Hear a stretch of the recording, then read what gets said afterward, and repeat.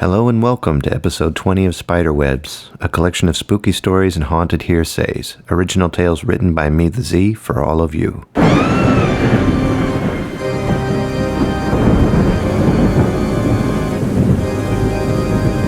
Welcome to the Spiderwebs podcast. Welcome to the Spiderwebs podcast. Welcome to the Spiderwebs podcast.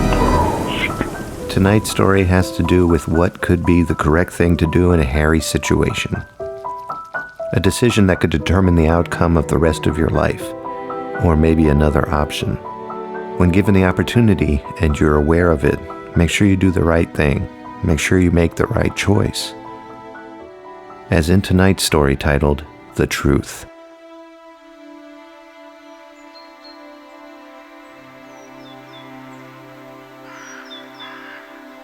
We had just moved into our new home in upstate New York in a little town called Bethel. She loved our new home, and I loved figuring out how we were going to pay for it. We had an acre of forest in our front yard, and as the realtor put it, I don't know exactly where our property ended in the back. There's a path that leads to our front door from a dirt road leading out to Route 17B, heading towards Monticello. And I was a bit worried how we would survive the winter. But we figured that we would figure something out. We always did. And it was the last day of moving in and we were exhausted. Time to have some dinner and relax for the evening.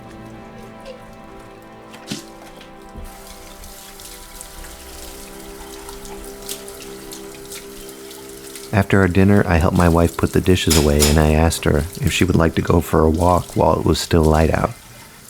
She said sure. So we locked up the house and we headed out behind the house to the path that led down to the stream by a bridge.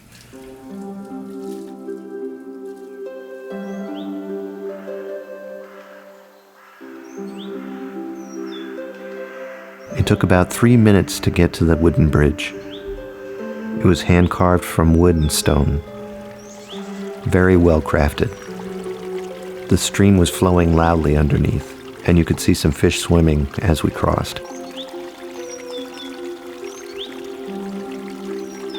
Once we got to the other side, I stepped off of the bridge to realize that I was all alone.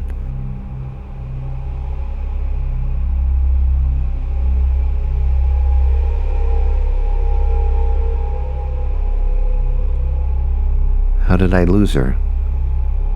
And the stream, it's empty. Just a minute ago, I saw water. The trees had lost all of their leaves. I turned to go back, but when I did, I saw her. She was standing there staring at me. She was looking right at me. Her face was pale white. She was just a frozen picture of herself. I snapped my fingers, and I grabbed her hand, but she was freezing cold, and her eyes looked like they were covered in ice. A thick glaze covered her eyes, and she wouldn't blink. Let her sleep. A voice came from the distance. Who's there? Just me. I didn't know what to do. I felt as if I hit a corner of what was left of my sanity and that I would never return. I was afraid to ask my next question, but I asked anyway. Who are you? I am. What do you want? The truth. The truth to what? Do you love her? I looked at my wife and I could see tears forming in her eyes. She was aware, and she knew what was happening, and she was scared. I love her more than you could ever imagine. Does she love you? More than you could ever dream. For how long? I felt I had a chance to answer this correctly, and I think I did. Till death do us part. I fell to the ground at the other end of the bridge, and she helped me back up. She asked me if I was okay. I don't think she remembered what just happened. I said I felt extremely dizzy and we had to get back home. That night I sat up in bed just staring out the window, pondering what had happened. I knew what I wanted to do next wouldn't make her too happy, but I couldn't live in this house anymore. And would she believe me if I ever told her? I called the realtor the next day and I made arrangements to sell the house. She was furious. She loved that house. This was going to be where we were going to raise a family, she kept telling me over and over again. I couldn't tell her why I was doing this, it just had to be done. We moved into a tiny apartment in Monticello. I became quite distant, and she grew angrier with me day by day. I tried to make her understand that we couldn't afford that house anymore, and it was such a bad idea. Oh, I wanted to tell her the truth, but she would have thought I was crazy. She threatened to leave me.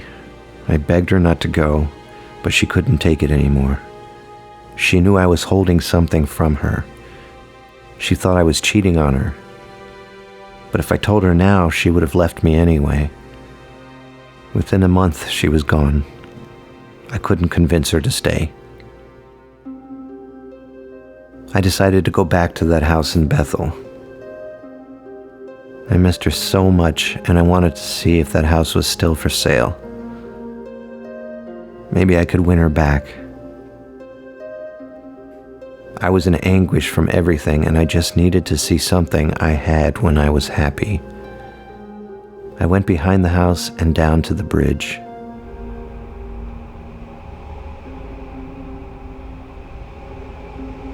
And there she was. She was standing frozen on the bridge. She was exactly the same way that day we were on that bridge together. I ran to her, and I looked her in the eyes, and I told her how much I missed her, and how I wish I could have told her the truth, but I didn't think that she would have believed me, and how sorry I was for not being honest with her in the first place. Till death do you part.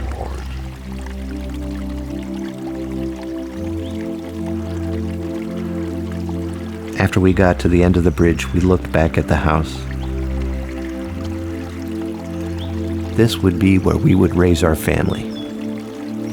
We were so tired after our first day in our new home that I can't even remember how we got settled. But I'm happy we made it through. We always do.